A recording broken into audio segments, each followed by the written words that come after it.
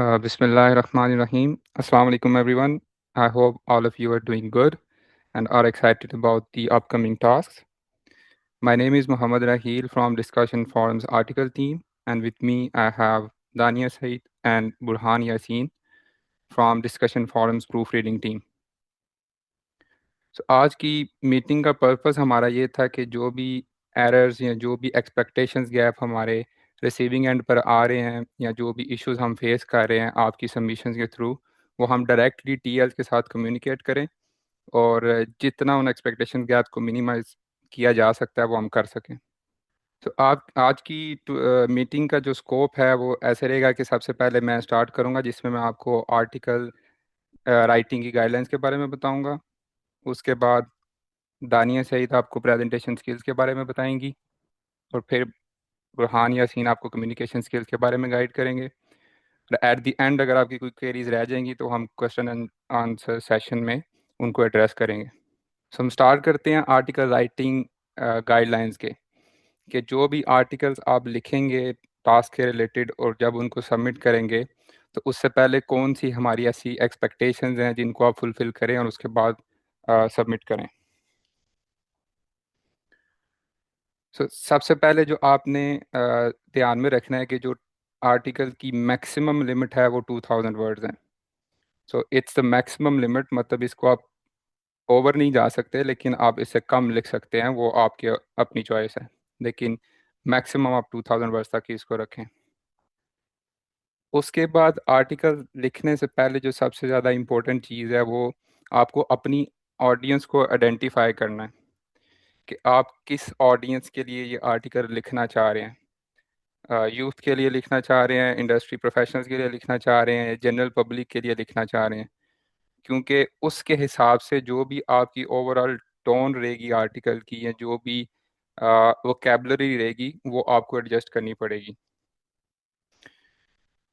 और जो भी जितना भी कंटेंट आपने रिसर्च करना है या आपने लिखना है उसमें आपने कोशिश करनी है कि आप जितना रेलेवेंट रह सकें ओरिजिनल टॉपिक से उतना वो बेहतर रहेगा। सो उसमें आप अपना टॉपिक तो आपको ऑलरेडी दे दिया गया है, उसमें क्वेश्चंस भी दिए गए हैं जिनको आप यूज़ करके अपनी रिसर्च कंडक्ट कर सकते हैं। रिसर्च में उसके बाद जो सेकंड पॉइंट है कि रिसर्च में जो हमें इशू आ रहा है कि मोस्ट ऑफ द टीएल्स ये कर रहे हैं कि वो या तो डायरेक्टली सिर्फ किसी एआई का लिखा हुआ आर्टिकल हमें सबमिट कर रहे हैं या किसी के लेक्चर नोट्स सिर्फ हमें भेज रहे हैं एज जिसको वो आर्टिकल कह रहे हैं, या इसी तरह किसी और का लिखा हुआ बस उसको वो पैराफ्रेज करके हमें सबमिट करते हैं। सो आर्टिकल राइटिंग का होल पर्पज़ ये है कि आप आइडियाज़ को रिसर्च करें और उनको बैकअप करें विद एम्पिरिकल एविडेंसेस। सो उसमें आपने जो भी चीज़ डिसाइड करनी है, जो भी आपने लिखना है, वो क्रेडिबल सोर्सेज से बैक होना चाहिए। क्रेडिबल सोर्सेज से क्या मुराद है कि जो भी कंक्लूजन आप ड्रॉ करेंगे उसके पीछे कुछ ना कुछ बैकअप होना चाहिए थ्रू बुक्स या पीयर रिव्यूड जर्नल्स या जो भी आपकी रिप्यूटेबल वेबसाइट्स हैं। आप किसी भी और ब्लॉग से या जो आपके विकीपीडिया वगैरह के सोर्सेज हैं उनको ना करें। सेकंड चीज़, आपने अपने हर एक चीज़ को फैक्ट चेक करना है कि जो भी नंबर्स आप क्लेम कर रहे हैं वो ओरिजिनली वैसा है भी या नहीं। सिर्फ आउट ऑफ द ब्लू आप नंबर्स ना लिख दें अपने आर्टिकल में। और अपने सोर्सेज को जितना अप टू डेट आप रख सकते हैं, जितना रीसेंट रख सकते हैं, उतना रखें। उसके बाद जो सेकंड चीज़ आती है, जब आप आर्टिकल लिखना स्टार्ट करेंगे तो आपने उसको एक क्लियर आउटलाइन में लिखना है। मतलब पहले आप इंट्रोडक्शन लिखेंगे, फिर बॉडी लिखेंगे और उसके बाद आप अपनी कंक्लूजन लिखेंगे। जो इश्यूज हमें आ रहे हैं कि पूरे आर्टिकल की कोई खास स्ट्रक्चर नहीं होता, कोई फ्लो नहीं होता उसका। सो उसको आपने माइंड में रखना है और एक क्लियर आउटलाइन को फॉलो करना है। स्ट्रक्चर में सबसे पहले आपका आता है इंट्रोडक्शन। सो इंट्रोडक्शन आप कैसे लिख सकते हैं? इंट्रोडक्शन में सबसे ज़रूरी जो चीज़ है ना, वो आप रीडर को हुक करें। रीडर को हुक करने से मुराद ये है कि जो ही वो आपका इंट्रोडक्शन की पहली 2-3 लाइंस पढ़े तो उसमें ऑटोमेटिकली क्यूरियोसिटी पैदा हो जाए कि उसको बाकी आर्टिकल भी पढ़ना है। तो उसमें आप क्या कर सकते हैं, किसी सरप्राइजिंग फैक्ट को लिख सकते हैं या फिर कुछ ऐसा थॉट प्रोवोकिंग क्वेश्चन लिख सकते हैं जिसमें रीडर को लगे कि यस, इसी क्वेश्चन का आंसर मैं भी ढूंढ रहा था, तो अब ये आर्टिकल पढ़ के मुझे भी मेरे क्वेश्चन का आंसर मिल जाएगा। और उसके बाद आप अपना इंट्रोडक्शन में ही पर्पस लिखें कि पूरा आर्टिकल पढ़ने के बाद रीडर को क्या मिल सकता है, एक पूरे आने वाले आर्टिकल में क्या है। उसके बाद आ जाते हैं बॉडी पे, कि बॉडी को आपने कैसे डेवलप करना है, जो आपकी आर्टिकल की बॉडी होगी। उसमें सबसे ज़्यादा ज़रूरी है कि आपकी लैंग्वेज क्लियर और कंसाइज होनी चाहिए। क्लियर और कंसाइज से क्या मतलब है कि आप जो डेली लाइफ लैंग्वेज है, एक तो उसको भी अवॉइड करें कि प्रोफेशनल रखें उसको, और दूसरा बहुत ज़्यादा ओवर कॉम्प्लेक्स वोकेबलरी भी ना रखें कि जो रीडर है उसको समझ ही ना आए क्या राइटर कहना क्या चाह रहा है। Again linking back to the आपकी जो टारगेट ऑडियंस क्या है, आपने उसको नज़र में रखते हुए अपनी लैंग्वेज को सिलेक्ट करना है। उसके बाद जो भी क्लेम आप लिखेंगे, कुछ भी आप अगेन अपना पॉइंट रखेंगे अपने आर्टिकल में, अपने पैराग्राफ में, उसको आपने एग्जांपल्स के साथ और रियल वर्ल्ड एक्सपेरिमेंट्स के साथ या एविडेंसेस के साथ बैक करना है।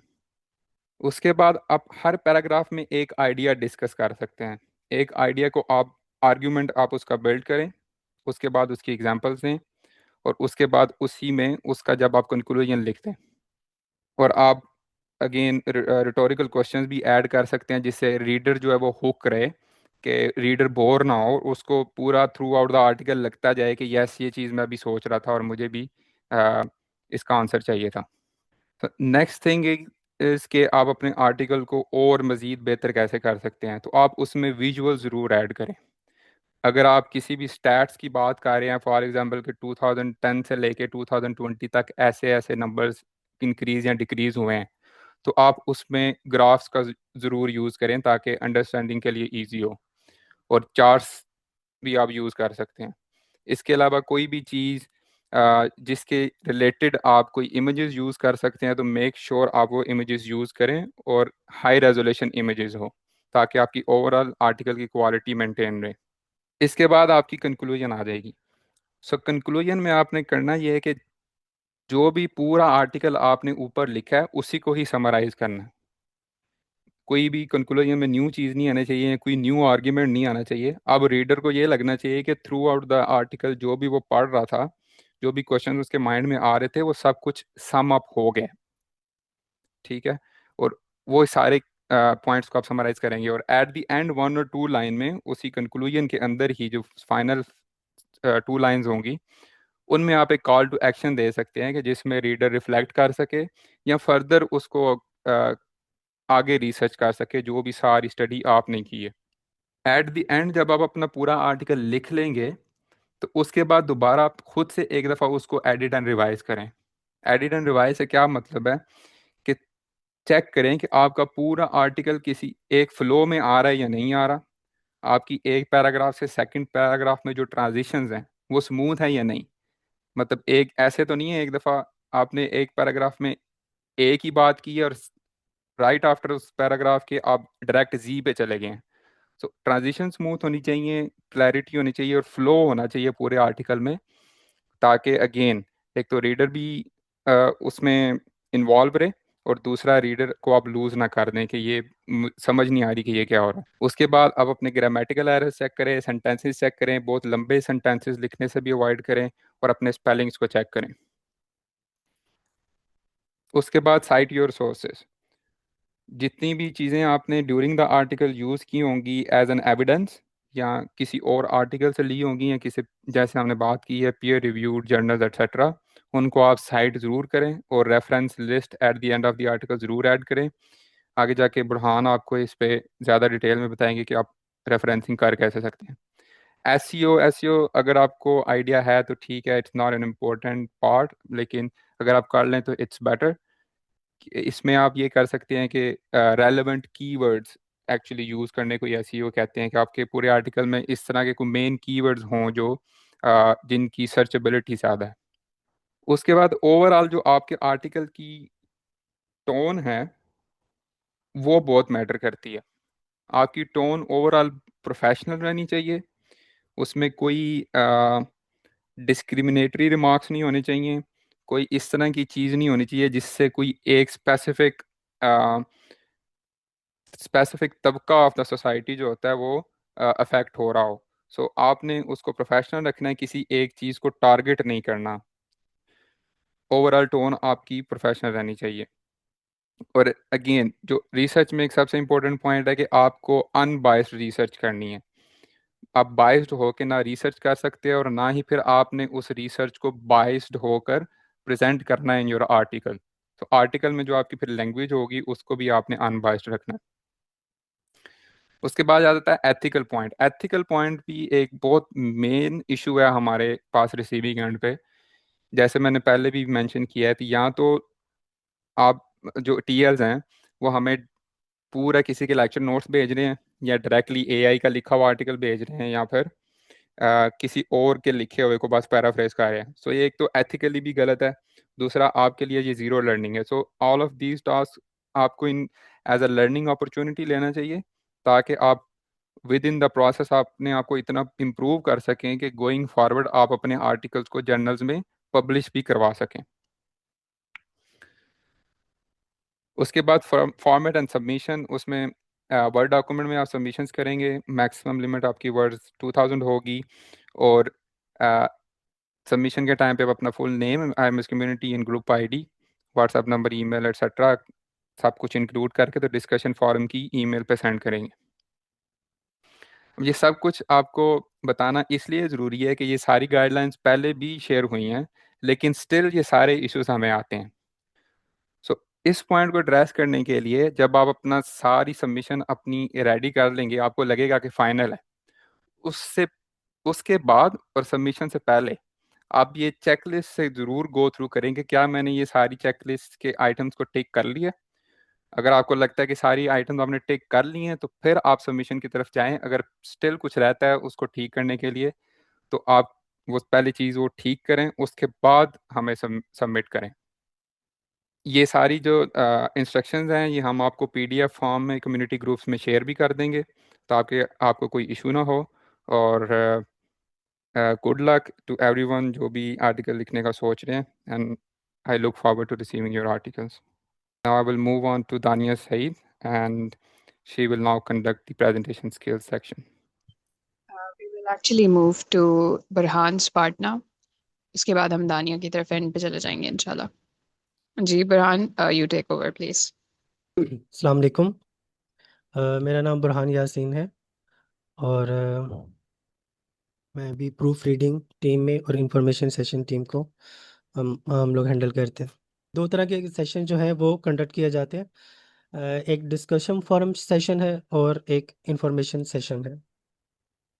डिस्कशन फोरम सेशन जो है वो टास्क ओरिएंटेड है। आपको आईएमएस टास्क जो प्रोवाइड करता है, आपने उस पर प्रेजेंटेशंस बनानी होती हैं और वो प्रेजेंटेशन आप फिर हमें डिस्कशन फोरम को सेंड करते हैं, जिसके अंदर आपकी प्रेजेंटेशन होती है और आपकी रिकॉर्डिंग होती है, और जिसकी जो टाइम लिमिट है वो 20 से 30 मिनट्स है। अगर हम इंफॉर्मेशन सेशन को देखें तो ये टॉपिक ओरिएंटेड है। इसमें आप कोई भी टॉपिक कर सकते हैं, ये टास्क ओरिएंटेड नहीं है। इसमें आप अपनी मर्ज़ी से जिस टॉपिक के ऊपर आप वेल रिसर्च्ड हैं, आप आपकी रिसर्च बहुत अच्छी है और आप चाहते हैं कि आप ऑडियंस के सामने वो टॉपिक लेकर आएँ, तो उस पे आप प्रेजेंटेशन बनाकर तो आप हमें सबमिट करवाते हैं। तो इसके टाइम भी थोड़ा ज़्यादा है, ये 30 से 40 मिनट के अंदर आपने इसको कवर करना होता है। और इसके लिए भी आप जो अपने जो सीएच है उनके साथ कांटेक्ट कर सकते हैं, जो कि हमारे साथ कांटेक्टेड में हैं। तो हम जो प्रेजेंटेशन है वो आके फिर रिव्यू करके उसको फॉरवर्ड करते हैं। तो ये था डिस्कशन फोरम और इंफॉर्मेशन सेशन का एक छोटा सा ब्रीफ। अभी हम जाते हैं हमारा जो नेक्स्ट पार्ट है प्रेजेंटेशन के हवाले से। सिस्टर दानिया सईद भी हमारे साथ अभी ज्वाइन कर लेंगी। दो पार्ट्स है इसमें। एक, आप जैसे आप हमें प्रेजेंटेशन भेजते हैं और हमें रिकॉर्डिंग्स भेजते हैं, तो हमारे पास दो चीज़ें आपकी आती हैं। एक आपकी जो प्रेजेंटेशन स्किल्स हैं, आपका जो कंटेंट है वो हमारे पास आता है, जिसको हमने रिव्यू करना होता है। और एक आपकी जो रिकॉर्डिंग्स है, जिसके अंदर हम आपकी जो कम्युनिकेशन स्किल्स है उसको भी रिव्यू करते हैं। तो सबसे पहले बात करते हैं कम्युनिकेशन स्किल्स की, क्योंकि ये बहुत इंपॉर्टेंट है। और इसके अंदर हमें बहुत से इश्यूज भी आते हैं। आप लोगों की जो रिकॉर्डिंग्स हमारे पास आती हैं, जो आपकी है प्रेजेंटेशन स्किल्स, आप जो प्रेजेंटेशन भेजते हैं वो होती है आपका विजुअल इमेज। ठीक है, क्योंकि आप खुद तो हमारे सामने नहीं है, आपकी प्रेजेंटेशन हमारे सामने, तो आपका जो विजुअल इमेज है वो आपकी प्रेजेंटेशन है। और आपकी जो रिकॉर्डिंग्स हैं वो है आपका वोकल इमेज। वो हमें हमारे जहन में आपका एक वोकल इमेज जो है वो बनाता है। तो लेट्स सपोज अगर हम ये कहते हैं कि प्रेजेंटेशन में आप 10/10 है, मतलब आपके पूरे मार्क्स, आपने बहुत अच्छी प्रेजेंटेशन बनाई है, लेकिन आपकी जो कम्युनिकेशन स्किल्स है वो 3/10 है, मतलब आपकी कम्युनिकेशन स्किल्स में फ्लॉज हैं, इश्यूज हैं। तो आपको क्या लगता है कि जो ऑडियंस है वो आपको परसीव किस तरह करेगी, आपको किस तरह देखेगी, आपको किस तरह जांचेगी? जाहिर है आपकी जो कम्युनिकेशन स्किल्स है, आपका जो वोकल इमेज है, वो आपका जो मेन जो परसीव करते हैं ऑडियंस, वो आपकी कम्युनिकेशन स्किल्स है। तो ऐसा नहीं होता कि प्रेजेंटेशन बहुत अच्छी हो और कम्युनिकेशन स्किल में फ्लॉज हो तो कोई इम्पैक्ट क्रिएट हो, उसमें फिर इश्यूज आते हैं। तब ये कि आप उतने ही अच्छे हैं जितनी आप वेल कम्युनिकेट करते हैं। ठीक है, तो ऑडियंस ने हमेशा आपको आपकी कम्युनिकेशन स्किल्स की वजह से परसीव करना है। तो हम किस तरह अपनी अपना जो वोकल इमेज है, अपनी जो कम्युनिकेशन स्किल्स है, उसको मॉडिफाई कर सकते हैं, उसको पॉलिश कर सकते हैं, तो उस पर थोड़ी सी बात करते हैं। सबसे पहले तो आता है आपकी जो रेट ऑफ स्पीच है। यहाँ पे आ जाए, ये रेट ऑफ स्पीच है। रेट ऑफ स्पीच क्या होता है कि आप कितनी स्पीड से बात कर रहे हैं। अक्सर कुछ लोगों की आदत होती है कि वो बहुत तेज़ बोलते हैं, ठीक है, और कुछ लोग बहुत स्लो बोलते हैं। लेकिन जो वेल कम्युनिकेशन है, वेल कम्युनिकेशन के अंदर आपने आहिस्ता भी बोलना होता है और आपने तेज़ भी बोलना होता है। मतलब कुछ जगह ऐसे होते हैं जो कि इतनी रेलिवेंट नहीं होती, तो हम बहुत तेज़ी से उसको बोल के गुजर जाते हैं। ठीक है, लेकिन कुछ जगह इतनी इंपॉर्टेंट होती हैं कि हमें वहाँ पर स्लो होना पड़ता है। मतलब जो आप स्लो होते हैं वो ऑब्वियसली बात है कि ये कोई इंपॉर्टेंट बात हो रही है। ठीक है, तो जैसे हम जब किसी अपने टेक्स्ट के ऊपर हाइलाइटर लगाते हैं ना, हाइलाइटर, तो ये वर्बली एक हाईलाइट है कि जब आप अपनी स्पीड को स्लो करते हैं कोई इंपॉर्टेंट बात बताने के लिए। तो ये बहुत इंपॉर्टेंट है कि आप इस चीज़ को अपनी स्पीच के अंदर इंक्लूड करें कि जब भी कोई इंपॉर्टेंट बात हो तो आप वहाँ पर स्लो हो जाए। और ये आपने देखा होगा मौलाना तारक जमील साहब की जो ये स्किल्स हैं, ख़ास तौर पे जो रेट ऑफ स्पीच है, कभी आप उनको एनालाइज करें, उनकी जो स्पीच होती है, उनका जो बयान होता है, वो इस स्किल्स को बहुत अच्छा यूज़ करते हैं। बहुत जगहों पर वो आप देखेंगे वो इतने स्लो हो जाते हैं कि वो पता चलता है कि वो कितनी इंपॉर्टेंट बात कर रहे हैं वहाँ पे। ठीक है, तो ये एक पावरफुल गेस्चर भी है और ये बहुत इम्पैक्ट क्रिएट करता है। ये है बहुत छोटी छोटी चीज़ें कम्युनिकेशन स्किल में, लेकिन ये इन्फ्लुएंशियल है, ये इन्फ्लुएंस क्रिएट करती हैं, ये इम्पैक्ट क्रिएट करती हैं ऑडियंस के ऊपर। दूसरी चीज़ है आपका वॉल्यूम। वॉल्यूम बहुत इंपॉर्टेंट है, क्योंकि हम जब सेशंस कर रहे होते हैं तो अक्सर देखा जाता है कि प्रेजेंटर का वॉल्यूम बहुत कम है, हम बार बार कहना पड़ता है कि भाई थोड़ा ऊंचा बोलें, अपनी आवाज़ को ऊंचा करें। तो अ, अगर आप देखें कि अगर हम इसको 1 से 10 तक का लेवल दें, वॉल्यूम को 1 to 10, तो अमूमन जो हम गुफ्तगू कर रहे होते हैं वो हम 3 लेवल पर कर रहे होते हैं, जो हमारी आपस की नॉर्मल गुफ्तगू होती है। लेकिन जब आपने प्रेजेंट करना है, जब आपने कम्युनिकेट करना है थ्रू प्रेजेंटेशन, तो आपने इसको लेवल 5 पर लेकर जाना होता है। आपने जो प्रेजेंट करना है, आपने प्रेजेंटेशन देनी है, रिकॉर्डिंग करनी है, तो आपने लेवल 5 पे करनी होती है। तो चूंकि अक्सर लोगों की आदत नहीं होती ऊंचा बोलने की, तो वो इस चीज़ को लेवल 5 पर नहीं लेके जा सकते। ठीक है, तो ये चीज़ आएगी प्रैक्टिस से कि आप ऊंचा बोलने की प्रैक्टिस करें, ताकि आप जो लेवल 5 है या लेवल 6 तक आप उसको अपने आप को प्रेजेंट कर सकें। ठीक है, और तो ये जो वॉल्यूम का ऊंचा होना है, ये आपके कॉन्फिडेंस को भी शो करता है।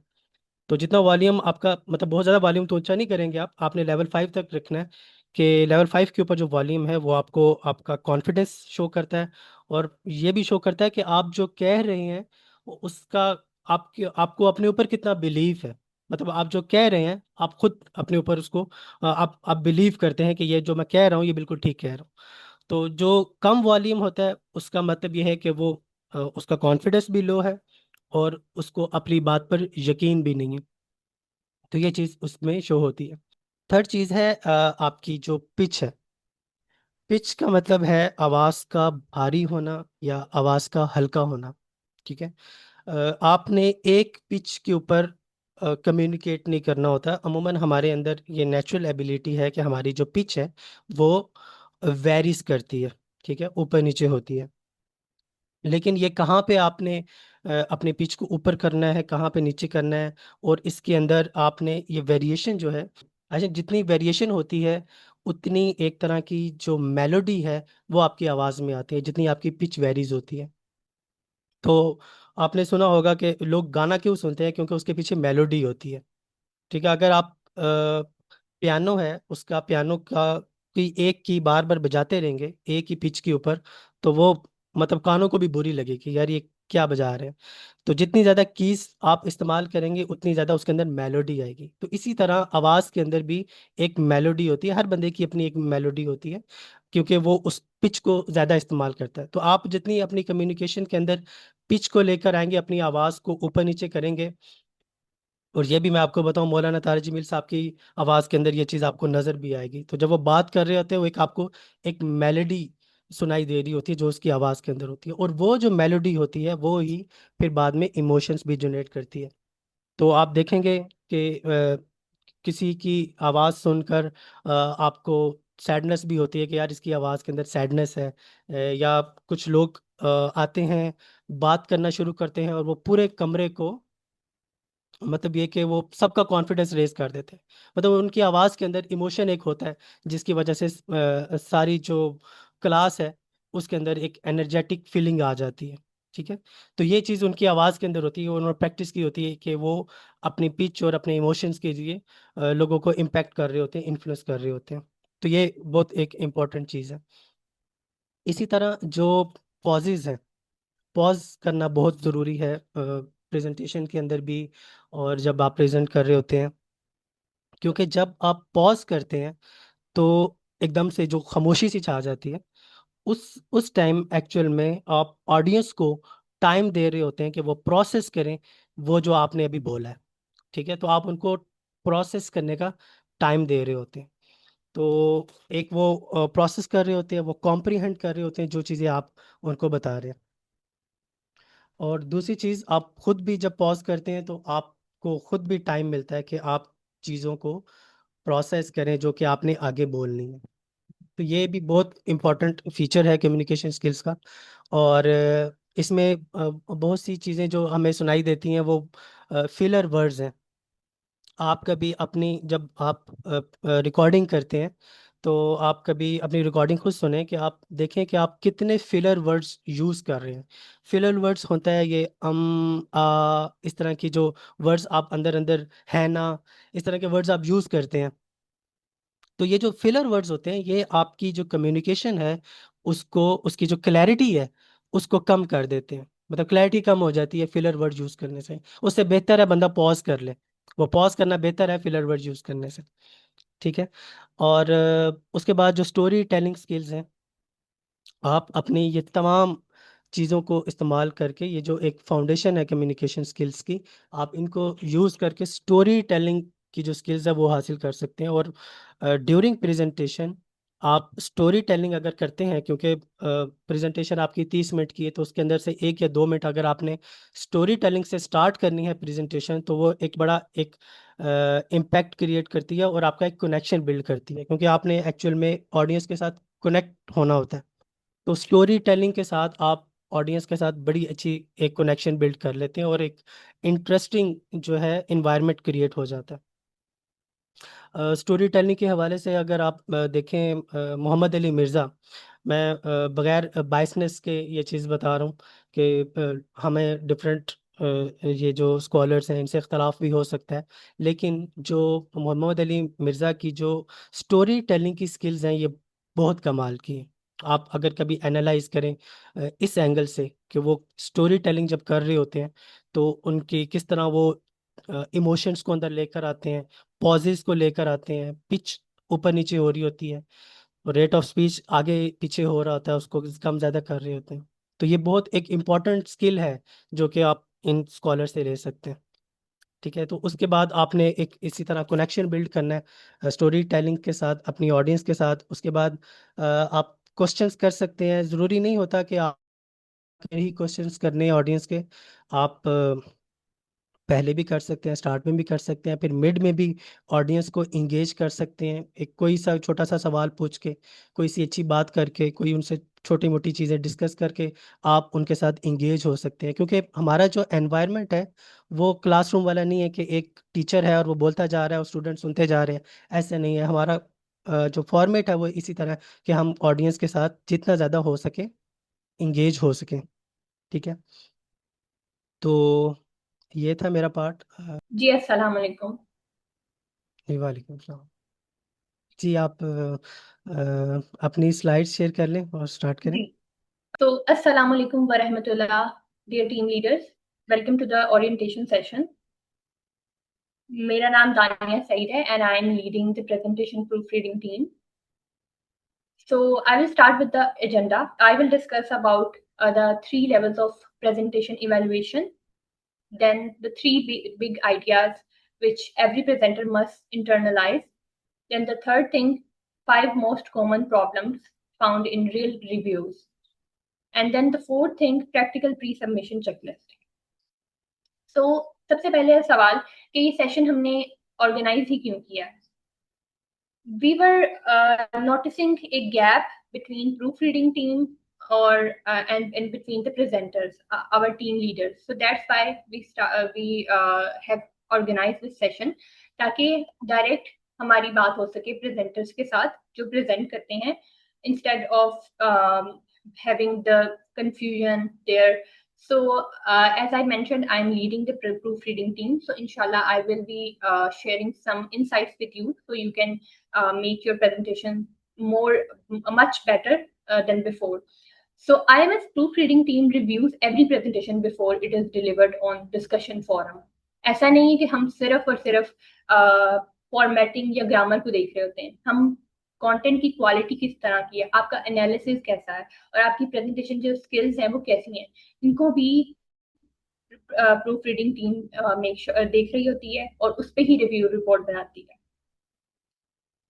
देन प्रेजेंटेशन जो रिजेक्ट हो जाती है या फिर जो प्रेजेंटेशन मेजर रिवीजन के साथ आपके पास वापस आती है, उसका मतलब एक कोई फेलियर नहीं होता. फर्स्ट ऑफ ऑल उसका मतलब ये है कि ये एक इंडिकेशन है कि आपको और तैयारी की जरूरत थी, and which is fine, improve. Then purpose of this session is to help you understand what the preparation looks like so that you can submit your work from the start. आप अपना जो start से ही काम है वो बेहतर और stronger कर सकते हैं ताकि आपको rejection या फिर आपके major revision face ना करनी पड़े. So the first thing, what the team reviews. जो proofreading team है वो review करती कैसे है. So the first thing which we do, PowerPoint slides.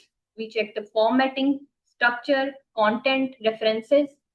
Then the second thing, your presentation recording. आपकी delivery कैसी है, confidence कैसा है और communication skills किस तरह की हैं. Then the third thing, depth of thinking. आपका जो content है वो critical reasoning पे based है या नहीं, आपकी insights कितनी in depth हैं. Then the fourth thing, professionalism. आपकी language tone कैसी है और आप की जो IMS वैल्यूज हैं उसके साथ अलाइंड है या नहीं आपकी presentation. Then what does approval mean. आखिर जो अप्रूव्ड प्रेजेंटेशंस होती हैं वो होती कैसे हैं, वो होता क्या है उसके पीछे. So the first thing is the presentation meets all IMS formatting and content standards. IMS की जितनी जो आप लोगों के साथ शेयर की भी गई होगी और इस सेशन के बाद शेयर कर भी दी जाएगी, IMS की जो स्टैंडर्ड गाइडलाइंस हैं प्रेजेंटेशन की, उनको फॉलो किया है कि नहीं किया. देन आपका जो कंटेंट है वो एविडेंस बेस्ड है, analytically sound and intellectually strong है या नहीं. Then the presenter demonstrates genuine understanding of the topic or not. Then fourth thing, presenter is prepared, confident and professionally composed या नहीं. इन चीजों को देखते हुए, इन चीजों को कंसीडर करते हुए हम रिव्यू रिपोर्ट बना रहे होते हैं. Then the 3 levels of evaluation.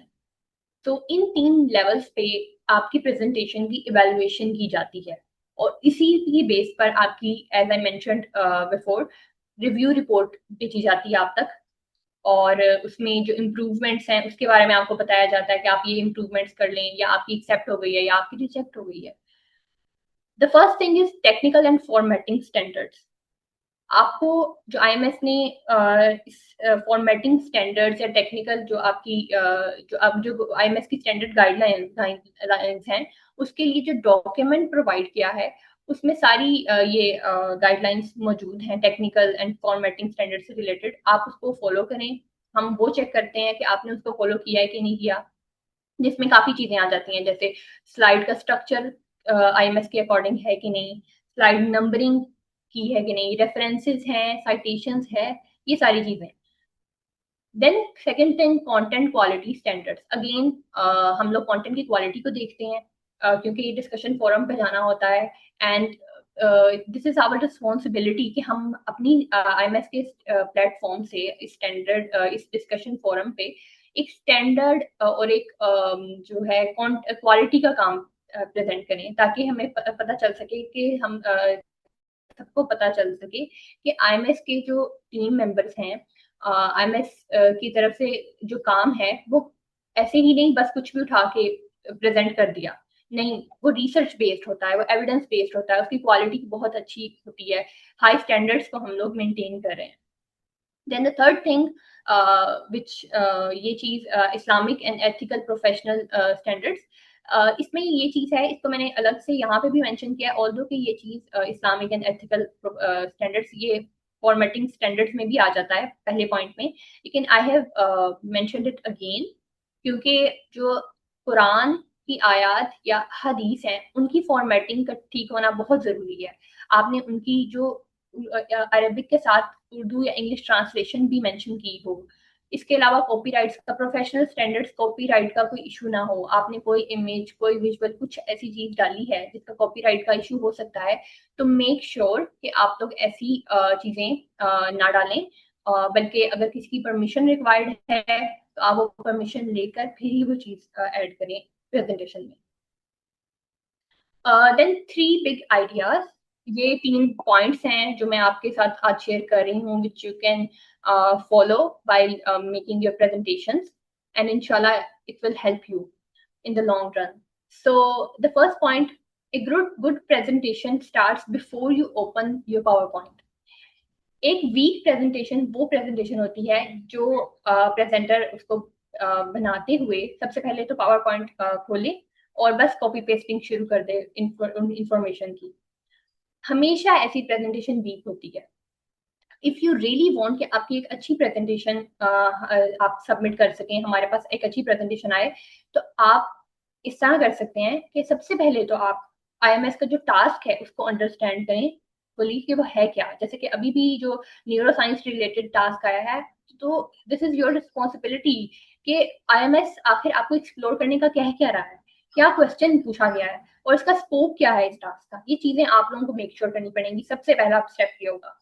Then the second thing, आप उस प्रेजेंटेशन में, अपनी प्रेजेंटेशन में, उस टास्क में क्या मैसेज डिलीवर करेंगे अपनी ऑडियंस को, ये क्लैरिटी आपको होनी चाहिए.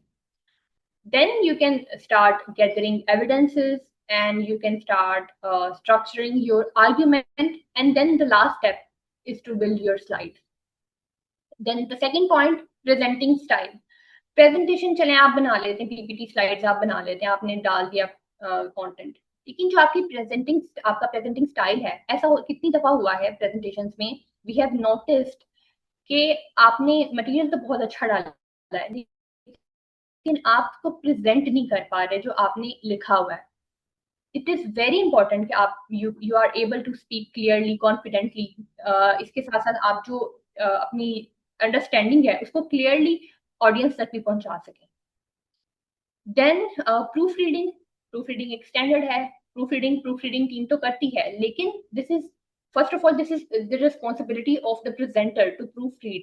अपना ही जो मटेरियल है, अपनी ही जो प्रेजेंटेशन है, उसको आप लोग प्रूफ रीड करें। उसके बाद आप लोग उसको सबमिट करवाएं और मजीद आगे जो प्रोसेस होता है वो करें। लेकिन सबसे पहले तो आपको अपनी प्रेजेंटेशन को खुद प्रूफ रीड करना आना चाहिए। This will be a game changer for you guys. Then 5 most common problems. So 5 ऐसी प्रॉब्लम्स यहाँ पे मैंने इनलिस्ट की हैं जो सबसे ज्यादा अभी तक देखी गई हैं जब भी हमारे पास कोई प्रेजेंटेशन आती है। Guidelines not followed. सो जो आईएमएस की स्टैंडर्ड गाइडलाइंस हैं उनको बार बार हम लोग कोशिश करते हैं, आईएमएस की टीम कोशिश करती है कि आप तक पहुंचाया जाए बार बार, और आप लोगों को ये याद करवाया जाए कि आप लोगों ने उसको फॉलो करना है, लेकिन स्टिल उनको फॉलो नहीं किया जा रहा होता। ये बहुत एक इशू है एंड वी विल अप्रिशिएट कि गाइडलाइंस को फॉलो करना शुरू करें और मेक श्योर करें कि ये आपकी रिस्पॉन्सिबिलिटी की तरह इसको ले लें कि हम लोगों को आपको बार बार ना कहना पड़े, आप लोग खुद ही इतनी रिस्पॉन्सिबिलिटी ले लें। आपके पास ये रिस्पॉन्सिबिलिटी हो कि आईएमएस के प्लेटफॉर्म से जो भी कंटेंट जाएगा वो बेहतरीन जाएगा, इसलिए आपको गाइडलाइंस को फॉलो करना है। नो डेप्थ और इनसाइट। अच्छा, ये भी एक चीज है कि अक्सर ऐसा होता है, जैसे मैंने पहले भी बोला कि इन्फॉर्मेशन डाल दी थी लेकिन कोई एनालिसिस नहीं है उसके पीछे, आपकी ओरिजिनल थिंकिंग ही नहीं है कंटेंट में। आप फैक्ट्स शेयर कर रहे हैं लेकिन ऑडियंस को आपकी उसका मतलब क्या है, सिग्निफिकेंस क्या है, या क्या इम्प्लीकेशन हो सकती है उस कंटेंट की जो आप शेयर कर रहे हैं, वो कुछ समझ नहीं आ रहा। तो एक ये इशू, जब हम लोग प्रूफ रीड करते हैं तो हम लोग ऑडियंस होते हैं तो हमें ये समझ आ रहा होता है कि आपकी जो ओरिजिनल थिंकिंग है वो लैग कर रही है। Then technical and formatting issues again, unclear visuals, unreadable colour combinations, poor image quality, या फिर स्लाइड्स को इतना ओवरलोड कर दिया जाता है कि हम लोगों के लिए उसको पढ़ना, उसको प्रूफ रीड करना मुश्किल हो रहा होता है। और then weak delivery on the recording. आपने अच्छा काम किया, आपने स्लाइड्स में कंटेंट अच्छा डाल दिया, आपके पास अंडरस्टैंडिंग भी है, लेकिन आपकी डिलीवरी अच्छी नहीं है। एज बुरहान मेंशन, उन्होंने आपको काफी सारी स्किल्स के बारे में बताया भी, तो अगर उनको फॉलो नहीं किया गया और आपका जितना भी अच्छा कंटेंट हो, बेहतरीन से बेहतरीन कंटेंट भी बिल्कुल जो है वर्थलेस हो जाता है अगर उसको एक प्रेजेंटर ने अच्छी तरह प्रेजेंट नहीं किया। आप लोग you are not speaking clearly, confidently. ऐसे ही मेंशन कि अगर आप लोग आहिस्ता आवाज में बोल रहे हैं तो ऐसा लगता है कि आपको अपने ही कंटेंट पे कोई कॉन्फिडेंस नहीं है। This is true. सो आप लोगों को इस चीज को भी मेक श्योर करना पड़ेगा। ऐसा ना हो कि सिर्फ आप लोग स्लाइड्स को ही रीड कर रहे हैं और कॉन्फिडेंट नहीं दिख रहे, और जो सुनने वाले जो ऑडियंस है उनको आपकी ही जो है काबिलियत पे शक होने लगा है। Then the unprepared for audience questions. ये एक इशू बड़ा आ जाता है कि आपने सारी तैयारी कर ली, आपने प्रेजेंटेशन बना ली और सब कुछ हो गया। देन ये एक इशू आ जाता है कि आपको बेसिक सा कोई क्वेश्चन आया और आप स्टक हो गए वहीं पे। ऑडियंस की तरफ से कोई क्वेश्चन आ गया, आप उसका जवाब उस तरह से नहीं दे पाए कि जिस तरह से आपको देना चाहिए था, क्योंकि प्रेजेंटेशन आपने बनाई थी, आपकी उस पर प्रॉपर ग्रिप हो तो आप उसके हर सवाल का जवाब दे सकते हैं। तो यहाँ पे मैटर करता है वही पहला स्टेप कि आप पहले अच्छी तरह समझेंगे ये टास्क है किस बारे में, उसके बारे में फिर प्रॉपर रिसर्च करें, देन आप पीपीटी स्लाइड्स की तरफ आए। और इसके अलावा कोई सेंसिटिव या अनएक्सपेक्टेड टॉपिक के रिलेटेड जो है आपके ऑडियंस ने क्वेश्चन कर दिया तो आप उसे मिस हैंडल कर जाएं। आपको किसी हर क्वेश्चन का जवाब देने की जरूरत नहीं है। अगर आपको लग रहा है कि ये एक सेंसिटिव टॉपिक है या यानी कि रिलेटेड नहीं है आपके कंटेंट से, या you are not prepared, so just you can आपने आराम से उसको कर देना है कि हम उसको बाद में आंसर कर देंगे, या we will look into it instead of entertaining that question. तो योर प्री सबमिशन चेकलिस्ट। आपको जो आईएमएस की तरफ से प्री सबमिशन चेकलिस्ट प्रोवाइड की जाती है, वो पीडीएफ डॉक्यूमेंट की फॉर्म में, आप सब ने मेक श्योर करना है, I am emphasising this again, कि आप लोग उसको फॉलो करें while making your presentation and while submitting your presentation. This is very very important. for the quality and for it will save your time, it will save the time of proofreading team members as well. आप हमें बार बार आपको revisions के लिए review report नहीं भेजनी पड़ेगी. And then इसके साथ साथ हम लोग एक चीज और मैंडेटरी कर रहे हैं कि आप चेकलिस्ट को तो देखेंगे, लेकिन इसके साथ साथ एक गूगल फॉर्म को भी फिल आउट करेंगे जिसमें सारी चेकलिस्ट की जो गाइडलाइंस है वो मेंशन्ड होंगी, और आप उसको उस फॉर्म को सारी गाइडलाइंस को टैली करने के बाद उस फॉर्म को सबमिट करवा देंगे हमारे पास वो फॉर्म आएगा, तो फिर आपकी प्रेजेंटेशन की जो प्रूफ रीडिंग है स्टार्ट होगी. यानी कंपल्सरी है कि आपने जब कोई प्रेजेंटेशन सबमिट करवानी तो साथ आप वो गूगल फॉर्म भी सबमिट करवाएंगे. आपको जल्द इस सेशन के बाद वो गूगल फॉर्म भी प्रोवाइड कर दिया जाएगा. Then the last thing, proofreading team is your quality partner, not your obstacle. Please always keep this in your mind. Now, Jazakallah khair for listening me, and if you have any questions, so please raise your hands. We will take Mohammed Ramiz first. Mohammed Ramiz, I have unmuted you. मेरा question आपसे ये था कि आप हमसे कुछ एक ऐसा आर्टिकल शेयर कर सकते हैं जो बेस्ट हो आपके नजदीक. आज तक आपने जितने भी आर्टिकल्स देखे हैं तो हम उस आर्टिकल में वो सब चीजों को टेक्निकली देख सकेंगे जो सब कुछ आपने हमें बताई है, तो हमारी उससे बहुत ज्यादा लर्निंग हो सकती है. तो आप एक द बेस्ट आर्टिकल जो आपकी नजर में है वो आप हमारे साथ शेयर कर सकते हैं. जी वैसे मैं टीम से डिस्कस करके अगर पॉसिबल हुआ तो कम्युनिटी ग्रुप्स में ये शेयर करवा दूंगा. लेकिन अगर आप ये सारी गाइडलाइंस जैसे आपको बताई गई हैं ना, अगर ये सारी आप फॉलो कर लेंगे तो ऑटोमेटिकली आपका आर्टिकल अच्छा हो जाएगा. डिफरेंस यही आता है अच्छे और बुरे आर्टिकल में कि गाइडलाइंस नहीं फॉलो की होती. सो आई एम प्रीटी श्योर कि अगर सारी गाइडलाइंस और चेकलिस्ट फॉलो होगी तो आपका आर्टिकल अच्छा ही होगा. बट स्टिल अगर पॉसिबल हुआ तो मैं शेयर करवा दूंगा. So next question, we are going to take Ali Ajwadhak. I've unmuted you. Answer, please question. मेरा क्वेश्चन रिसर्च से रिलेटेड है कि डीएफ पर कोई भी प्रेजेंटेशन जब प्रेजेंट की जाती है जिस भी टॉपिक पर होती है तो उस टॉपिक से रिलेटेड कितनी रिसर्च हो एक बंदे की कि वो उसको प्रेजेंट कर सके, ये मैं जानना चाह रहा हूँ.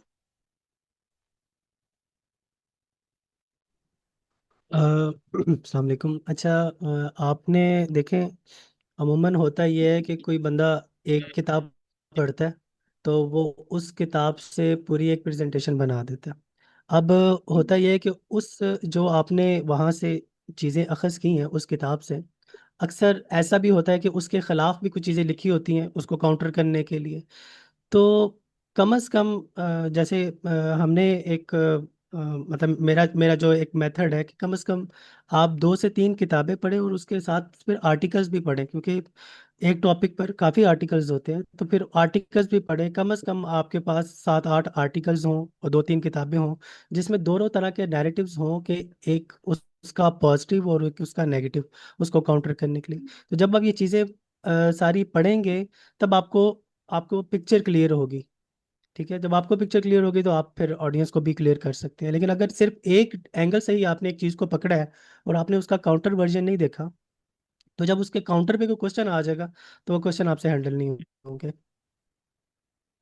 तो लाइक वो प्रेजेंटेशन वो जो बंदा है वो प्रेजेंट करने के लिए क्वालिफाई तो हो जाएगा, लेकिन बस Q&A में उसको मसला होगा, ये एक चीज़ है बस. क्या मसला होगा? कि उसको मतलब अगर कोई सवाल ऐसा हुआ जो उसने नहीं रीड किया हुआ तो वो उसको नहीं नहीं, आएगा देखें मतलब जब उसका आप जवाब. नहीं, क्यों नहीं आएगा? जब आप रिसर्च करेंगे ना तो आपके अंदर, जब आपके अंदर अगर ये क्रिटिकल थिंकिंग वाले फैक्टर्स हों तो आपको खुद सवाल पता चल जाएंगे कि यार इसमें ये सवाल बन सकता है. ठीक है, तो जब आप खुद अपनी रिसर्च कर रहे होंगे तो आपको, मैं मतलब अगर मैं एक आर्टिकल पढ़ता हूँ ना तो उसमें से मुझे 10-15 सवाल मिल जाते हैं कि यार इसमें तो 10-15 सवाल बन रहे हैं. तो मुझे उस 10-15 सवाल को काउंटर करने के लिए 10-15 आर्टिकल पढ़ने पड़ते हैं. ठीक है, तो रिसर्च इसी तरह ओके. होती है. ये नहीं कि आपने एक चीज़ पढ़ी है तो आप सिर्फ उसी के ऊपर से प्रेजेंटेशन बना दें और आप एक्सपेक्ट कर रहे हैं कि भाई उसी के अंदर से सवाल भी आ जाए. ऐसा नहीं होता. तो जब आप रिसर्च कर रहे होते हैं तो आपका दिमाग खुद ब खुद खुलता जाता है और खुद ब खुद सवाल अंदर आते जाते हैं और उस सवाल को देखने के लिए आपको मज़ीद रिसर्च करनी पड़ती है. तो होपफुली जब आप एक टॉपिक को कवर करते हैं तो आप इस काबिल हो जाते हैं कि उस टॉपिक से रिलेटेड काफ़ी क्वेश्चंस को आप हल कर सकते हैं, उसका जवाब दे सकते हैं। एक दो सवाल हो सकता है जिसको आप नहीं दे सकते, तो इसमें ज़रूरी तो नहीं है कि आपने उसको सवाल लाजमी उसका जवाब देना। आप उनको बता दें कि नहीं, ये मेरी नज़र से नहीं गुजरा। जी, hopefully that answered his question. Next, we will take Shavana Avan. Shavana, अपना सवाल पूछें। जी अस्सलाम वालेकुम। वालेकुम सलाम। अच्छा, मेरा एक क्वेश्चन है कि जैसे रेफरेंसेस और रिसर्च के बारे में है कि जब भी कोई आर्टिकल लिख रहे हैं तो हमें उसके फैक्ट्स को कंसल्ट करना है कि वो वैलिड है कि नहीं। तो वो हम कैसे करेंगे? There are so many articles, journals and literature that we read on internet, ठीक है। और बुक्स अभी पाकिस्तान में जैसे बहुत ज़्यादा लाइब्रेरी का रिवाज नहीं है। बाहर तो ये ऑप्शंस हैं कि हर 2 किलोमीटर पे आपको एक लाइब्रेरी मिलती है and there is lot of literature के आप उसको क्रॉस क्वेश्चनिंग और हर तरह की रिसर्च कर सकते हैं। अब जब हम इंटरनेट से कर रहे होंगे तो इंटरनेट से व्हाट एग्जैक्टली द क्राइटेरिया जिससे हमें पता चले कि ये फैक्ट्स ठीक हैं। जैसे हम स्टैट्स या फैक्ट्स लिख रहे हैं तो वो हमें कैसे कंफर्म होगा कि ये एक्यूरेट है? ये काइंडली बता दें, थैंक यू। सो इसके लिए जो हमने बात की थी ना कि आपके सोर्सेज क्रेडिबल होने चाहिए। तो अगर तो आप नंबर सिर्फ ऑनलाइन गूगल से कहीं पे भी उठाएंगे ना तो उसमें फिर ऑब्वियसली हो सकता है, इशू हो सकता है। लेकिन अगर आप पीयर, जो वर्ड है ना पीयर रिव्यूड जर्नल्स, तो ये स्पेसिफिक पब्लिश जर्नल्स होते हैं जो रिव्यूड होते हैं और उसके बाद पब्लिश होते हैं। सो जब, और सेकंड जो चीज़ आप दे सकते हैं कि उसकी साइटेशंस ऑलरेडी कितनी हैं। तो अगर आप ये सारी चीज़ें क्वालिटी चेक में रखेंगे तो आपके नंबर्स जो हैं वो फैक्ट चेक ही होंगे, एक चीज़। दूसरा, आप सेम नंबर्स को दो तीन डिफरेंट आर्टिकल से कंसल्ट करें कि क्या इन लिटरेचर वाइज सेम नंबर्स आ रहे हैं या नहीं आ रहे हैं, इसमें क्या कॉन्फ्लिक्ट है। सो इस तरह भी आप उसको वेरीफाई कर सकते हैं। और ये जो आपने पहले बात की कि पीयर रिव्यूड जर्नल्स, ये आपने बोला है ना, ये मतलब हमें नेट पे जी, डाल के हम पढ़ेंगे उसको एंड देन भी उसको टैली करेंगे, राइट?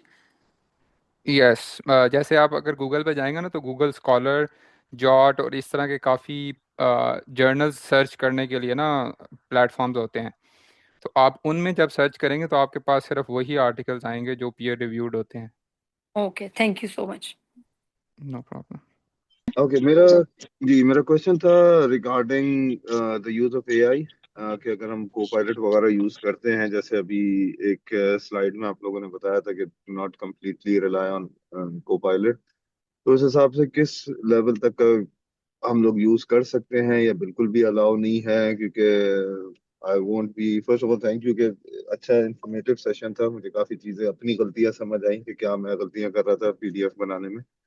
बट अगर मैंने भी, क्योंकि अपना पूरी एक वर्डिंग लिखी थी, पूरा एक स्टेटमेंट बना के एक पेज, 2 पेजेस का, फिर एआई को दिया था and Copilot basically summarize it up for me और थोड़ा बेहतर प्रेजेंट करके वो फिर मैंने एक अपना डॉक्यूमेंट सबमिट किया था। But I know at the end of उसमें नीचे फुट नोट्स में आया हुआ था कि जनरेटेड बाय को पायलट। तो अगर उस बेसिस पे रिजेक्ट हो जाता है और बंदा इतनी मेहनत करे, तो is it really worth it? तो वो दैट वाज माय पॉइंट कि एआई के हम लोग किस हद तक का यूज कर सकते हैं और किस लेवल पे आके रुकना है।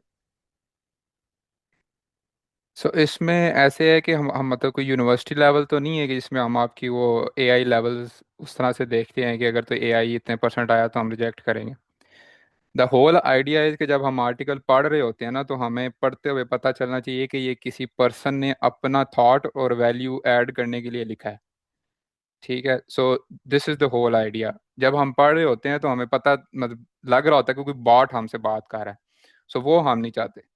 सो जो आप कह रहे हैं कि उसके लिए किस हद तक यूज़ कर सकते हैं, सो आई वुड से कि आप सिर्फ आइडियाज़ लेने के लिए और किसी पॉइंट पे स्टक हैं या एक इनिशियल चीज़ को इनिशिएट करने के लिए आप उसे आइडिया लें, उसके बाद आप खुद ही उसको जितनी हद तक जनरेट कर सकते हैं वो करें।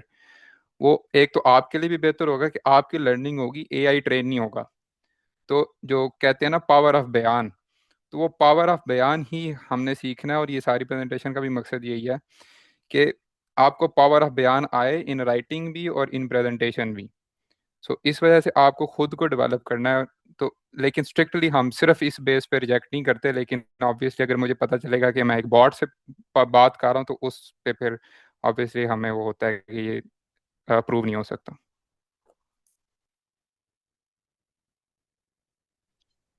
Okay, hopefully that answered Furqan's question. अब हम चलते हैं सादिया इरम की तरफ। जी सादिया, अपना सवाल पूछें। जी मेरा सवाल था, आपने कॉपीराइट के बारे में कुछ आप बात की, वो मुझे सही तरीके से समझ नहीं आई। काइंडली उसको रिपीट कर दीजिएगा। और एक फीडबैक ये देना था कि आप लोग कह रहे थे ना कि सवालों का जवाब देना आपको आना चाहिए। तो मैं अपने एक्सपीरियंस से बता सकती हूँ कि मेरा अपना एक क्लस्टर है, पूरी कम्युनिटी है, उसमें सवाल आते रहते। तो क्योंकि हम लोगों के बैकग्राउंड्स और उनकी चीज़ें नहीं जानते होते, तो एक तो ये मसला हो जाता है कि हमें वो जवाब नहीं आते। सेकेंडली एक रिस्ट्रिक्शन अगर आप लोग लगाएं कि प्रेजेंटेशन से out of the presentation questions ना लिए जाएं।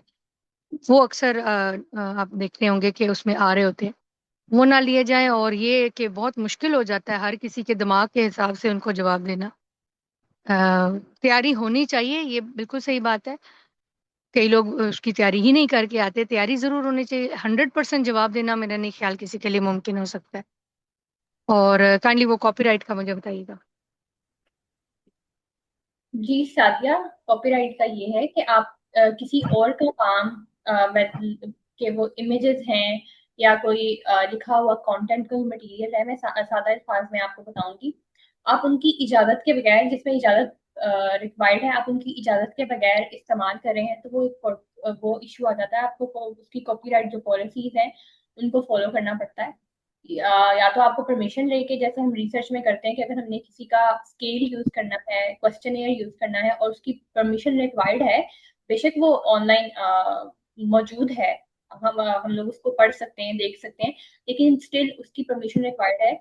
तो उस वक्त हम लोग फिर उनकी परमिशन के लिए उनको ईमेल सेंड करते हैं और इस तरह हमें परमिशन मिलती है और हम उसको यूज करते हैं। अगर ऐसा ना हो तो उस वक्त फिर हम लोग जो है वॉयलेशन कर रहे होंगे कॉपीराइट पॉलिसी की।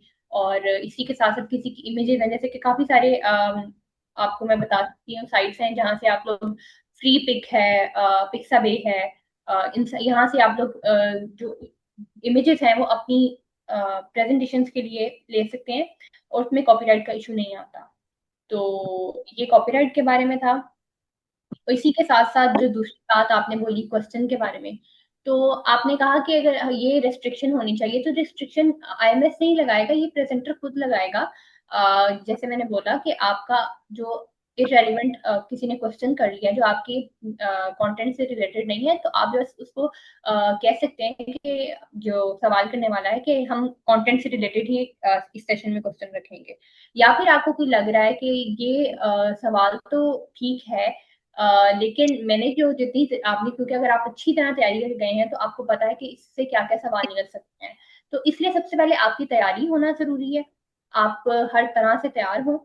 लेकिन उसके बावजूद अगर कोई क्वेश्चन ऐसा आ गया है तो फिर आप कह सकते हैं कि नहीं, इसके बारे में मैं रीड करूंगा, then I will get back to you, या आपको इसके बारे में कुछ शेयर कर दिया जाएगा। इसमें कोई इशू नहीं है कि अगर हम लोग स्ट्रेट फॉरवर्डली ये कहते हैं कि इस बारे में मैंने नहीं पढ़ा एंड आई विल रीड और and then will get back to you. तो अच्छा, एक सवाल मेरा और है कि ये कैनवा वगैरह जो है प्रेजेंटेशंस बना देते हैं, उनका भी बताइए कि वो क्या स्टैंडर्ड है उनके लिए। वो एआई बेस्ड होती हैं, तो उसमें क्या है?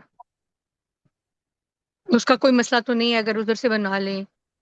अच्छा, I will keep it simple. अगर आप लोग एआई से कोई प्रेजेंटेशन बनवा रहे हैं, कंटेंट आपका खुद ओरिजिनली खुद है, लेकिन आप एआई को कह रहे हैं कि ये प्रेजेंटेशन बना दो, उसको स्ट्रक्चर कर दो या फिर उसको थोड़ा प्रोफेशनल कर दो, तो देयर इज नो इशू। लेकिन ओरिजिनल जो ओरिजिनलिटी है वो लॉस नहीं होनी चाहिए। आपका जो मेन जो कोर है आपके कंटेंट का, वो आपका अपना होना चाहिए। एज राहील मेंशन, जो आर्टिकल भी उन्होंने जैसे मेंशन किया, same is for presentation as well. ऐसा नहीं है कि आपकी कोई एआई से जनरेटेड, अभी काफी सारी गैमा से जनरेटेड हमारे पास प्रेजेंटेशन आई थी, तो उनको हमने रिजेक्ट नहीं किया, क्योंकि हमें ये इससे गर्ज नहीं है कि आपने इसको जनरेट किससे करवाया है या फिर आपने इसको स्ट्रक्चर किससे करवाया। कंटेंट ओरिजिनलिटी है कंटेंट में, then there is no issue at all. Next we will take Ali. हाँ, मैं ये पूछ रहा था कि because I am new, so I want to know कि ये जो टॉपिक्स हैं प्रेजेंटेशन के और आर्टिकल्स राइटिंग के, वो मैं कहाँ पर एक्सेस कर सकता हूँ। और one more thing I want to know कि इसका जो थोड़ा एक्सप्लेन कर दीजिए, जो इसका जो आर्टिकल्स है, जब मैं लिखूंगा तो वो कहाँ जाता है, फिर कहाँ जाता है, फिर कहाँ जाता है, तो स्टेप बाय स्टेप उसका क्या लाइफ साइकिल है। अच्छा, आपको जो टास्क्स हैं वो इस्लामिक मैसेजिंग सिस्टम की ऑफिशियल वेबसाइट के ऊपर भी मिल जाएंगे, और जिस कम्युनिटी का आप हिस्सा हैं उसके अनाउंसमेंट ग्रुप से भी मिल जाएंगे। और आपके जो एडमिन है वहाँ पे, जो कम्युनिटी हेड है, आप उनको रीच आउट करेंगे तो वो भी आपको इसके बारे में सारा कुछ एक्सप्लेन कर देंगे, including the group that you are in. उनके जो कैप्टन है वो भी आपको इस बारे में बता देंगे। दूसरा, आपका जो आर्टिकल है वो किधर जाता है? ये डायरेक्टली इस्लामिक मैसेजिंग सिस्टम की वेबसाइट के ऊपर ब्लॉग्स के अंदर चला जाता है, if it's postable on the website. यानी अगर वो इस काबिल है कि हमने उसको अपनी सारी चेकलिस्ट और क्राइटेरिया के हिसाब से टिक कर दिया हुआ है, तो हम उसे पोस्ट कर देते हैं। और अगर उसको हमने कम्युनिटीज़ में शेयर करना हो तो हम कम्युनिटीज़ में भी भिजवा देते हैं कि सब उसको देख लें, पढ़ लें। तो उसका जो लाइफ साइकिल है वो, अगर और डिटेल्स में राहील इसको एड्रेस करना चाहते हैं तो कर दें, अदरवाइज आई बिलीव के रिकॉर्डिंग में भी आ जाएगा if you have already done it, Raheel. Life या cycle is pretty much what he है सर, कि आप जब सबमिट करते हैं तो वो पहले हमारे पास प्रूफ रीडिंग टीम के पास आता है, तो हम आपको उसका फीडबैक प्रोवाइड करते हैं अगर वो पोस्टेबल नहीं है या उसमें कुछ चेंजेस चाहिए होते हैं। फिर बैक एंड फोर्थ जब या तो हम उस आर्टिकल को रिजेक्ट कर देते हैं और आपको फीडबैक दे देते हैं कि वाई इज़ इट रिजेक्टेड, ताकि आप अपने नेक्स्ट आर्टिकल्स में उसको इम्प्रूव कर सकें। और अगर वो फाइनल स्टेज पे प्रूव हो जाता है तो एज शी सेड उसको हम आईएमएस की वेबसाइट पे अपलोड करते हैं और कम्युनिटीज़ में भी शेयर करते हैं। और मैम ने जो अभी बोला था कि फाइनली अगर अप्रूव हो जाता है तो पोस्ट कर देते हैं, तो वो कहाँ पर पोस्ट होता है? आईएमएस की वेबसाइट पे islamicmessaging.com। और जो जब आर्टिकल जो टॉपिक पे लिख लिया होता है, तो जो उसको वेबसाइट पे उसको सबमिट करना है, और फीडबैक वगैरह भी सब कुछ वेबसाइट पे मिल जाएगी अगर नहीं, वो उसमें कुछ इशू हो गए हैं? जो सबमिशंस आपने करनी है वो आपने डिस्कशन फॉरम की ईमेल है df@islamicmessaging.com, उस पर आप सबमिट करेंगे। So next question will be Sairaj iPhone, I say. Saira, आप अपना सवाल कर सकती हैं अब। मुझे ये पूछना था कि मैंने ना 2-3 आर्टिकल्स लिखे थे पहले, तो मैंने आईएमएस की वेबसाइट पे डाला था, मगर वो मेरे मतलब मुझे कोई फीडबैक नहीं मिला कि ये पब्लिश होगा या नहीं होगा, या इसमें क्या फॉल्ट है। तो फिर मैं क्या करूं, आप बताइए।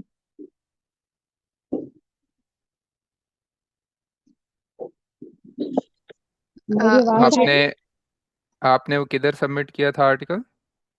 मैंने आईएमएस की वेबसाइट पे उसको कॉपी पेस्ट किया था, क्योंकि मुझे उसको कॉम्प्लिकेटेड हो रहा था ना, वो मुझसे समझ नहीं आ रहा था। तो मैंने वेबसाइट के अंदर एक फॉर्म था, मैंने उस फॉर्म के अंदर कॉपी पेस्ट किया था और उसको सबमिट कर दिया था। आई नहीं, थिंक वो। आपने जो आप अपने आर्टिकल सबमिट करने हैं ना, जैसे द बोर्ड ने बोला है कि आप यूट्यूब पे सारा प्रोसेस भी देख सकते हैं, लेकिन स्टिल मैं रिपीट कर देता हूँ, आपने हमें ईमेल करना है df@islamicmessaging.com। तो उसके बाद आपका सारा प्रोसेस शुरू होगा और आपको फीडबैक रिपोर्ट भी मिलेगी साथ। अच्छा, और मैं ना उर्दू में लिखती हूँ आर्टिकल्स, बेसिकली मैं स्टोरी लिखती हूँ, लेकिन अब अभी मैंने आर्टिकल्स लिखने भी, आप लोगों ने पहले भी हमारा सेशन हुआ था तो उसमें बताया था, तो आर्टिकल्स लिखने शुरू किए थे। तो क्या स्टोरी आप लोग के लिए एक्सेप्टेबल नहीं? शॉर्ट। अभी एक तो हम जो जनरल रूल है वो हम सिर्फ इंग्लिश आर्टिकल्स ही ले रहे हैं, क्योंकि हमारी जो ऑडियंस है वो ग्लोबल है। सो सबको उर्दू नहीं आती। और दूसरा जो है अगेन के स्टोरीज वी वुड अवॉइड, हमें वैल्यू ड्रिवन कोई रिसर्च चाहिए, या फिर हाँ, कुछ भी आर्टिकल्स ऐसा तो जिससे रिसर्च आप वैल्यू कर सकते। प्रोवाइड कर सकते हैं। ठीक है, तो अगर इस तरह कर सकते हैं, मैं उर्दू में लिखूं और एआई से इंग्लिश में ट्रांसलेट कर लूं और ट्रांसलेट करा लूं, वो हाँ जी, एक्सेप्टेबल रहेगा? इस तरह की हेल्प आप ले सकते हैं। और जब आप अपना आर्टिकल एक दफ़ा सबमिट करेंगी तो फीडबैक में आपको फिर जब हम इश्यूज बताएंगे तो फिर आप उसको फर्दर इम्प्रूव कर सकते हैं। इस एज अ लर्निंग कर्व भी आप इसको ले सकते हैं। ज़रूरी नहीं है आप सिर्फ परफेक्ट आर्टिकल ही दें, लेकिन नो एटलीस्ट जो नो। गाइडलाइंस आपको बताई गई हैं वो आप फॉलो करके जी सबमिट करें। जी जी, okay. Okay, thank okay. You. Thank you. No. Next we have Burhan. जी बुरहान, ask your question. जी अस्सलाम वालेकुम। मेरे 3 पॉइंट्स है क्वेश्चन के। एक तो ये कि ओरिजिनलिटी ऑफ थॉट और एनालिटिकल एबिलिटी के हवाले से, कि फॉर एग्जांपल कोई आर्टिकल अगर सबमिट हो रहा है तो क्या वो इस क्राइटेरिया के ऊपर जज हो रहा है कि ओरिजिनलिटी ऑफ थॉट और एनालिटिकल एबिलिटी इस बंदे के अंदर है या नहीं है।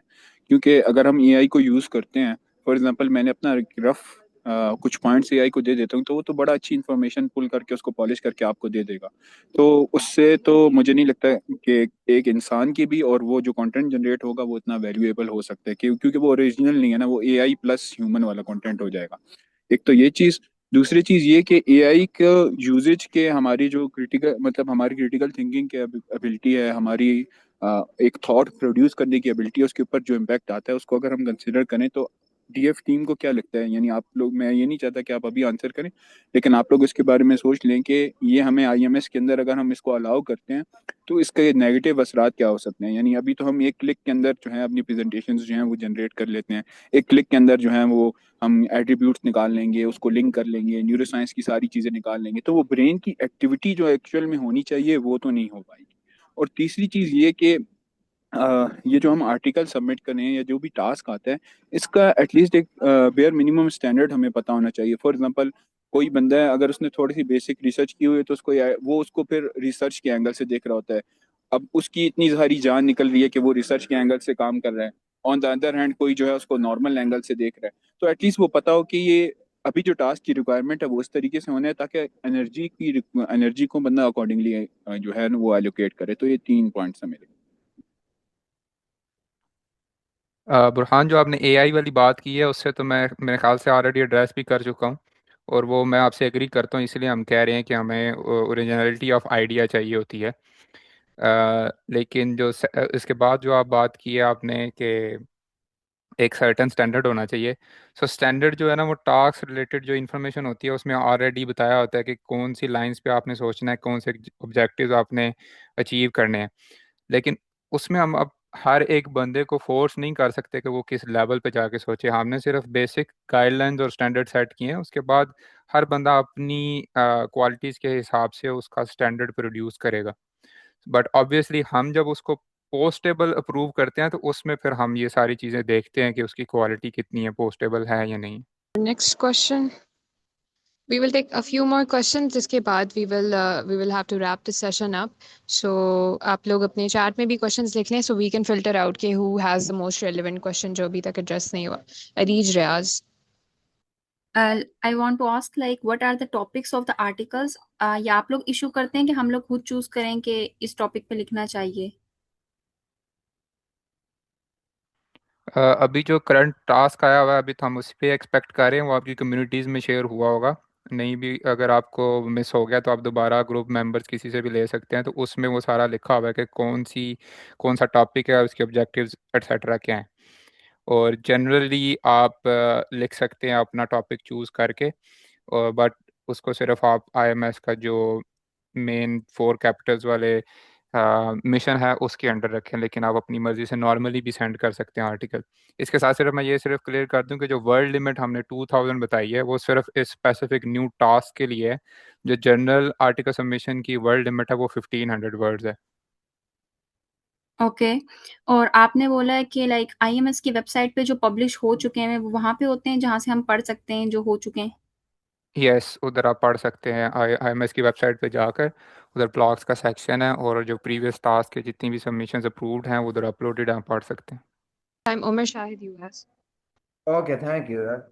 अच्छा, मैंने इसमें ये पूछना था कि अगर इसमें आर्टिकल जो लिखते हैं तो इसमें कोहेरेंस एंड पैरेललोग्राम का भी काफ़ी रोल होता है ना, पैरेललिज्म जो होती है इसमें, यानी कि हर का एक जो पिछली पैरा का जो आइडिया होता है नेक्स्ट आइडिया से जो रिलेट कर रहा होता है।